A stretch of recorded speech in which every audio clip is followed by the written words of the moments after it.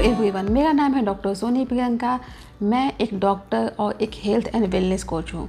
आज की वीडियो का टॉपिक है वॉमिटिंग इन प्रेगनेंसी, यानी गर्भावस्था में वॉमिटिंग की समस्या, उल्टी की समस्या। अधिकतर महिलाओं को प्रेगनेंसी में वॉमिटिंग की समस्या होती है और ये इतना कॉमन है कि वॉमिटिंग को प्रेगनेंसी का लक्षण माना जाता है और हम सभी को इसके बारे में पता है कि ये प्रेगनेंसी का लक्षण है। लगभग 50 से 80% प्रेग्नेंट महिलाओं को वॉमिटिंग की समस्या होती है और महिलाओं को इसको लेके बहुत सारे सवाल होते हैं। आज की वीडियो में हम लोग बात करेंगे कि प्रेगनेंसी में वॉमिटिंग क्यों होती है, क्या हर महिला को प्रेगनेंसी में वॉमिटिंग होती है और क्या वॉमिटिंग होना नॉर्मल है, और वॉमिटिंग होने से आपके होने वाले बच्चे को नुकसान पहुंचता है या नहीं, और आप अपने डाइट में क्या चेंज कर सकते हैं, आप अपने लाइफ स्टाइल में क्या चेंज कर सकते हैं ताकि आपको वॉमिटिंग से रिलीफ मिले।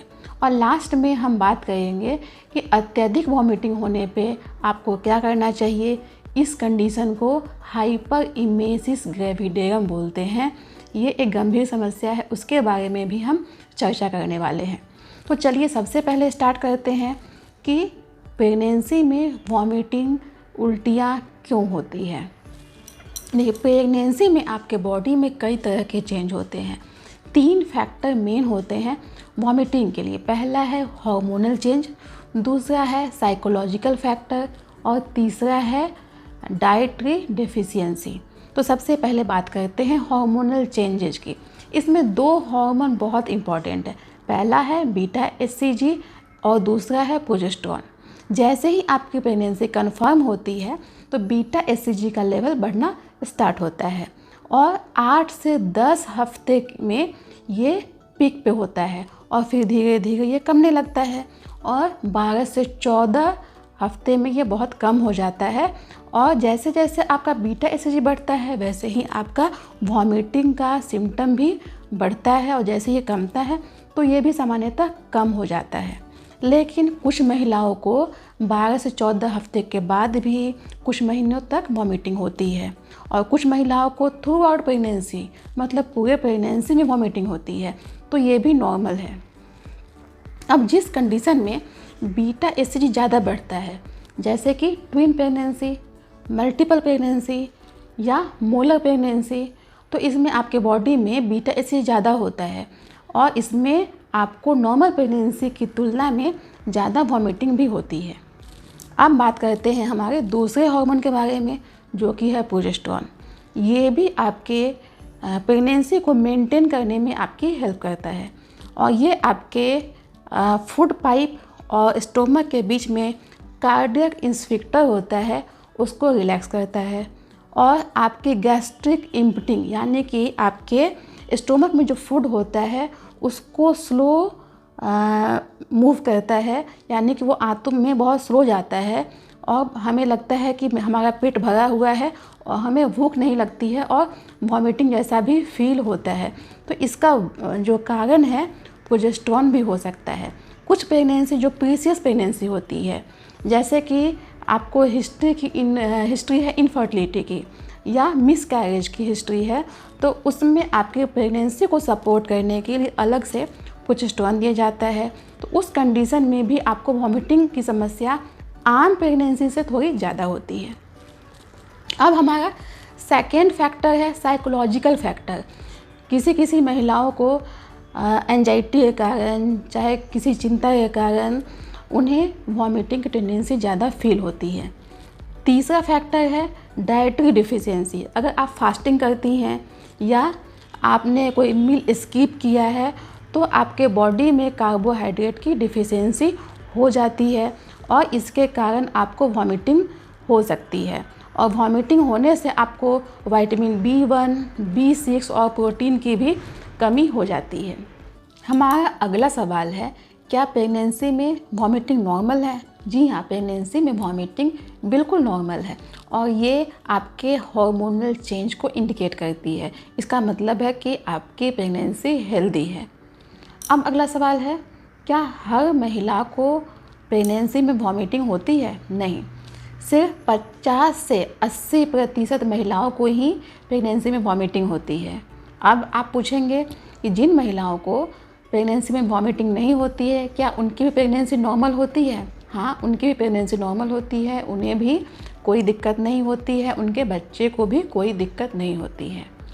अब है कि क्या वॉमिटिंग से आपके बच्चे पे नुकसान पहुंचता है या नहीं। अगर आपकी वॉमिटिंग बहुत ज़्यादा नहीं है, आप डे टू डे एक्टिविटीज़ कर पा रही हैं, तो आपके बच्चे को कोई नुकसान नहीं पहुंचता है। लेकिन अगर वॉमिटिंग ज़्यादा है, आपको डिहाइड्रेशन हो जा रहा है, आप स्टार्वेशन हो रहा है आपको, मतलब आप खाना पीना बिल्कुल भी नहीं खा रही हैं, तो ऐसे कंडीशन में आपके बच्चे को दिक्कत होती है और आपको डॉक्टर से मिलना चाहिए। इसे ही हम हाइपर इमेसिस ग्रेविडेरम बोलते हैं। इसके बारे में हम वीडियो के अंत में बात करेंगे। पहले बात करते हैं कि अगर आपको वॉमिटिंग होती है तो आपको डाइट में और अपने लाइफ स्टाइल में क्या चेंज करने चाहिए। तो स्टार्ट करते हैं। सबसे पहला है कि आपको रेस्ट लेना चाहिए। आपको 8 to 10 आवर्स का स्लीप लेना चाहिए। एक नॉर्मल प्रेगनेंसी में भी आपको इतना स्लीप लेना चाहिए।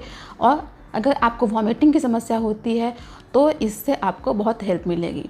सेकेंड है कि सुबह उठते ही आपको ड्राई कार्बोहाइड्रेट फूड जैसे कि बिस्किट, टोस्ट और ब्रेड लेना चाहिए। इससे आपकी वॉमिटिंग टेंडेंसी कम होती है। वैसे ये फूड बहुत हेल्दी नहीं होते हैं, लेकिन वॉमिटिंग से रिलीफ देने में आपके लिए हेल्पफुल होंगे। अब आपको एक टाइम में बहुत ज़्यादा नहीं खाना है, आपको स्मॉल फ्रीक्वेंट मील्स लेना है, यानी कि आपको थोड़े थोड़े समय पे थोड़ा थोड़ा भोजन लेना है। आपको अवॉइड क्या करना है? आपको स्पाइसी और ऑयली फूड अवॉइड करना है। ऐसी चीज़ें जिसमें ज़्यादा मसाला हो और ज़्यादा तेल हो, उसे अवॉइड करें। आपको अपनी हाइड्रेशन भी अच्छी रखनी है। आपको डेली 2 से 3 लीटर पानी लेना है। और पानी के अलावा आप कोकोनट वाटर यानी नारियल का पानी, फ्रूट जूस, फल के जूस और लेमन वाटर, नींबू पानी, छाछ, ये सब ले सकते हैं। इससे भी आपका हाइड्रेशन अच्छा होता है। आप लेमन टी या जिंजर टी भी इंक्लूड कर सकते हैं। जिंजर टी लेने से वॉमिटिंग टेंडेंसी ख़त्म होती है, उसमें बहुत रिलीफ मिलता है। और लेकिन ध्यान देने की बात यह है कि जिंजर कुछ महिलाओं को प्रेगनेंसी में नहीं लेना चाहिए जो एंटीकोगुलेंट थेरेपी पे हैं। तो आप डॉक्टर से इसके बारे में बात करें। अगर आपको कहीं ऐसी दवाइयाँ चल रही है तो आपको जिंजर टी मतलब जिंजर एक्स्ट्रा नहीं लेना चाहिए। अब आप और क्या कर सकती हैं? आपको फिजिकली और मेंटली एक्टिव रहना चाहिए, यानी कि आपको एक्सरसाइज, योगा और मेडिटेशन करना चाहिए। आपको सिंपल एक्सरसाइज ही करना चाहिए, हेवी एक्सरसाइज नहीं करें। तो इससे भी आपकी वॉमिटिंग टेंडेंसी कम होती है। आपका साइकोलॉजिकल फैक्टर है वो अच्छा होता है। आपके पास अगर कोई हॉबी है तो उसे भी करें, उससे भी आपका माइंड डेविएट होता है और आपका ध्यान नहीं जाता है वॉमिटिंग पे, तो आपको अच्छा फील होगा और आपको नॉजिया वॉमिटिंग की फीलिंग नहीं आएगी। अब आपका जो क्लॉथिंग है वो भी कंफर्टेबल होना चाहिए। आप लूज और कंफर्टेबल क्लॉथ भी पहने। आपको प्रेगनेंसी में ट्रिगर फूड भी अवॉइड करना चाहिए। ट्रिगर फूड का मतलब होता है ऐसे फूड जिनके स्मेल से आपको वॉमिटिंग या नोजिया की टेंडेंसी होती है, मतलब आपका जी मिचलाने लगता है। तो ऐसे फूड से बचें और आप वही फूड लें जो आपको पसंद हो। आपको अपने न्यूट्रिशन पे ध्यान देना है कि आपको जो फूड अच्छा लगे कम से कम वो तो आप ले सके। ऐसा नहीं कि मतलब जो फूड न्यूट्रिशियस है वो सोच के हम कोई भी फूड लेने की ज़बरदस्ती कोशिश करें।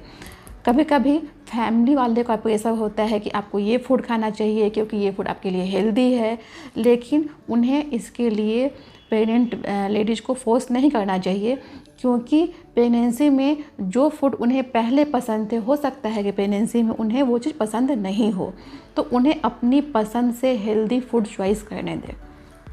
अब है कि दिन में आपको सुबह का जो फूड होता है आपका सॉलिड होना चाहिए। लिक्विड आप बाद में ले सकते हैं, लेकिन फर्स्ट फूड सॉलिड ही लेना प्रेफर करें।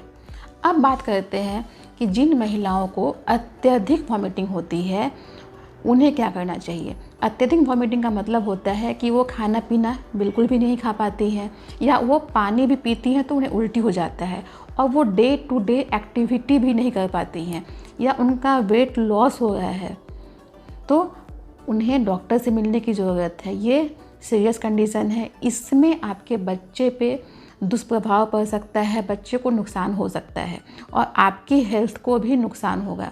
तो इस कंडीशन में आपको डॉक्टर से मिलना चाहिए। अगर आपको डिहाइड्रेशन है, मतलब आपको लग रहा है कि आपका मुंह सूख रहा है, या आपको यूरिन कम हो रहा है, या तो बिल्कुल बंद हो गया है, तो फिर ऐसे में डॉक्टर से मिले। फिर अगर आपको चक्कर आता है, आप खड़े नहीं हो पा रहे हैं, तो हो सकता है कि आपका ब्लड प्रेशर बहुत कम गया है और ये डिहाइड्रेशन की वजह से है। तो इस कंडीशन में डॉक्टर से मिलना बहुत इम्पॉर्टेंट होता है।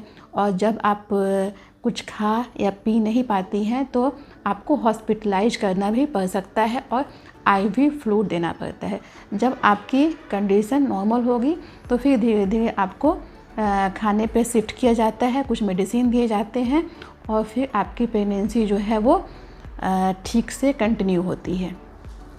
तो आज की वीडियो में हमने क्या जाना? हमने जाना कि वॉमिटिंग एक नॉर्मल सिम्टम है, हमें इसके लिए चिंता करने की ज़रूरत नहीं है, और हमने जाना ये क्यों होती है, और हमने जाना कि हम अपने डाइट और लाइफ स्टाइल में चेंज करके अपने वॉमिटिंग के सिम्टम को कैसे कम कर सकते हैं। और हमने जाना कि हमारे पास बहुत सी मेडिसिन है और हम डॉक्टर से मिल के हम वो मेडिसिन स्टार्ट कर सकते हैं जिससे हमारे सिम्टम कम हो। हमने जाना हाइपर इमेसिस ग्रेविडेरियम क्या है और हमें डॉक्टर से कब मिलना चाहिए। आई होप ये वीडियो आपके लिए हेल्पफुल होगी, और अगर आपको ये वीडियो अच्छी लगी है तो इसे लाइक और शेयर करें, और ऐसी ही इन्फॉर्मेशन के लिए हमारे चैनल को सब्सक्राइब कर लें। Till then be healthy and be happy.